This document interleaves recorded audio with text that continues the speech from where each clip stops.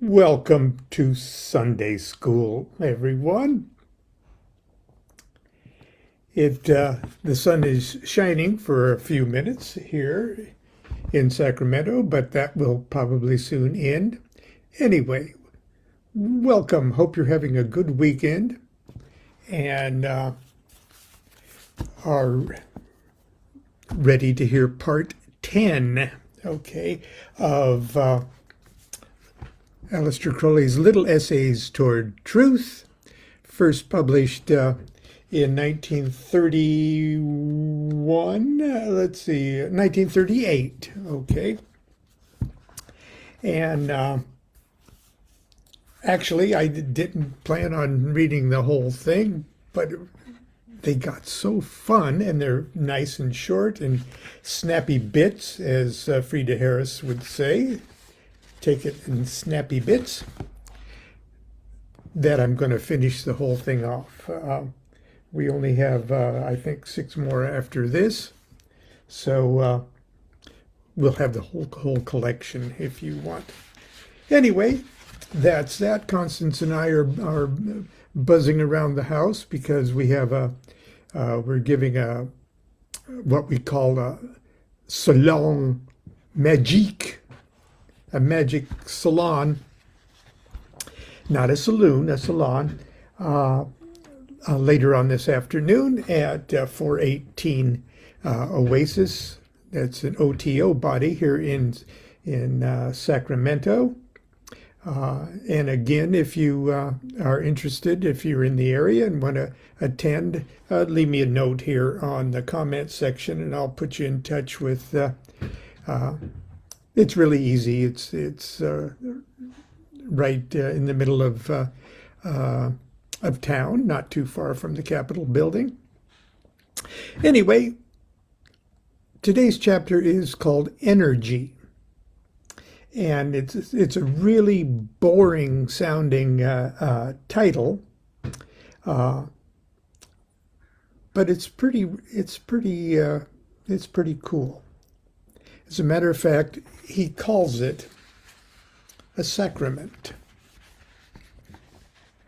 Well, almost he calls it a sacrament. Energy is the sacramental motive of event. Now, no play on words intended, but chew on that. Energy is the sacramental motive of event. It is thus omnipresent in manifestation, by interruption, in compensation, and otherwise by the corresponding withdrawal. I'll say that again. Energy is the sacramental motive of event. It is thus omnipresent in manifestation by interruption and compensation, and otherwise by the corresponding withdrawal. In this connection, let there be remembered the full formula of the Tetragrammaton. Now we're trying to discuss energy as a sacramental formula. Now, a sacrament, okay, not only being a sacred act, but it's a sacred act that is intended to trigger a form of divine grace, or attract a form of divine grace. So it's a super broad term.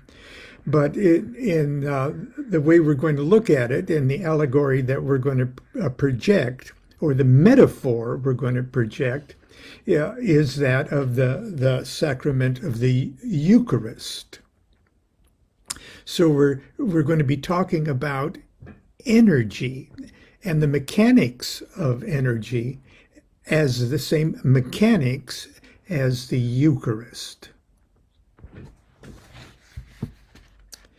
There are however, three main types of special experience, which are noteworthy landmarks in the process of initiation and of urgent practical value to the magician. The symbol of the sacrament being observed, they differ, as do the three participants therein. Now, he's getting into specifics here. And probably the most familiar of the participants of the Eucharist ceremony are the God, the priest, and the communicant. In other words, the God, the priest, and the person that is going to swallow the Eucharist, the communicant. In the highest, that of Kether, one on the tree of life, the energy radiates wholly from oneself. That is, one is entirely identified with Hadit. In the middle, that of Hokmah, number 2. So it'd be like God, the priest. That's the, okay. In Hokmah, the energy passes wholly through oneself. That is, one assumes the functions of Tahuti. Now, I know a lot of Tree of Life people are going to say, gee, Tahuti isn't that Mercury, and isn't Mercury down there in number 8? Yeah. No, Tahuti as in the Magus, the Logos, is number 2. The Magus Tarot card is the Magician card. Bet, number 2. Okay. In the middle, that of Hokmah, the energy passes wholly through oneself. That is, one assumes the function of Tahuti. Now get this. The lowest, and that would be the communicant in this case, the lowest is that of Gebura, number 5. Okay, it's below the abyss, but that's the energy. That's the energy, the energetic Mars, sphere of Mars. The lowest is that of Gebura. The energy impinges wholly upon oneself, that one absorbs it as a man, or as a human, as a communicant. In all cases, the energy of which is here written is not particular or personified. It is energy in itself without quality. The highest mode, or Kether, number 1, can only be fully apprehended by the Ipsissimus. Okay, an Ipsissimus is someone who's reached that level of consciousness whereby all dualities have been completely obliterated, and it is the consciousness, I guess, probably, of Godhead itself. The highest mode can only be fully apprehended by an Ipsissimus. It is the final attainment. It is the active counterpart of the higher form of the beatific vision. In the middle mode, that's number 2, is proper to a magus, or one aspiring to his prophetic function, or the function of the Logos, the magus who utters the word of the new magical formula, if you want to put it projected on a universal scale. It is described, and the method of attaining it is set forth in the book called Opus Lutitiamnum. Lutitiamnum. Arcanum. Okay. In other words, which is Liber 415, which is Crowley's the Paris working. Now, the Paris working was an extended sexual magic operation that he performed in Paris with Victor Newberg, where he obtained a series of visions in tantric exercises, I guess as we could technically call it, whereby he entered in various trances and various visions that were of a mercurial nature. The invoking the god Mercury, if you will, in the same way that viewing Mercury as, well, how can I get my consciousness of my magus hood, firmly, all my ducks in a row, as a magus, the Paris working. The lowest mode, that's the one in Gebora, number 5. The lowest mode is peculiar task of a major adept, and that's the title of number 5. It is best accomplished by means of the secret of the sanctuary of the gnosis, the 9th degree OTO.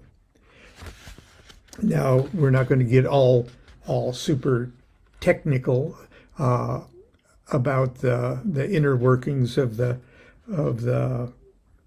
9th degree, the sanctuary of the gnosis of OTO. But it is the formula and the mechanics of it is fully revealed and celebrated publicly with the Gnostic Mass, or the Mass of the Ecclesia Gnostica Catholica, which is the central ceremony of the OTO, both public and private. So you can find all sorts of crazy things on the internet about the night. No, that's the. Anyway, don't worry about that. That's just like when I went to a Gnostic Mass in another city, and one of the people sitting next to me thought he was going to have to eat a cake of light with Crowley's shit in it. He said, "I don't want to eat shit." What are you doing? You're not going to eat shit. And you're not going to eat living blood, and you're not going to eat living semen, and you're not going to eat living boogers, or you're not going to... Grow up, you guys. Of the highest mode, it would be neither fit nor useful to treat more intimately. The middle mode, that's the middle mode of the Hokmah, concerns each magician in his particular and private relations with the infinite, and demands from each of its adepts a special preoccupation. But of the lowest, it is convenient to make further mention, and that's the Gebora one, number 5, or the communicant.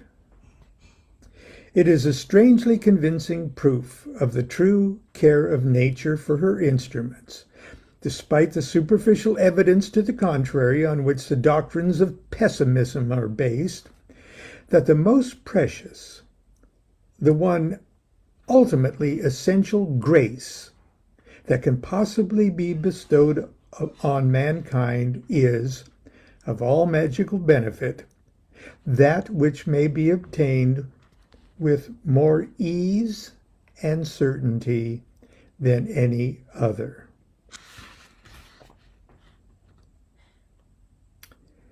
The most ease and certainty of any other. And what is the easiest and most certain and pure and unadulterated, if you will, form of human energy than that's aroused in tantric exercises, aroused in directed sexual energy. You don't have to read a book to utilize it. You don't have to know your tree of life to ride that energy. But I'm digressing here, okay? For energy is itself all that is, and we vary with the quantity and quality thereof, which we can call ourselves. The price which she demands is without doubt heavy enough for a certain class, but it is equally to be paid in varying degree for every type of mystical and magical adventure. This price is in essence the full understanding of the mind of nature herself, and complete sympathy with her way of work. All the moral codes of mankind, for all their absurd diversities, have one common factor. They pretend to have found motives and methods which are superior to hers, meaning superior to nature's. That is, they presume a conception of the end which is beyond her view. They assert the possession of an intelligence loftier than that which has produced the universe. Consider only that the highest manifestation possible to the rational mind is the discovery of the laws which summarize her manner of operation. We may then say at once that all such pretentious arrogance is impudence and absurdity, and it must be surrendered, nay, more, uprooted and calcined, before any serious progress can be made in the royal and sacerdotal art. Hence also any aspiration of a particular order, any which depend for its wisdom on the justice of our perceptions of our own needs, is almost certain to be tainted with the very poison of which nature would purge us.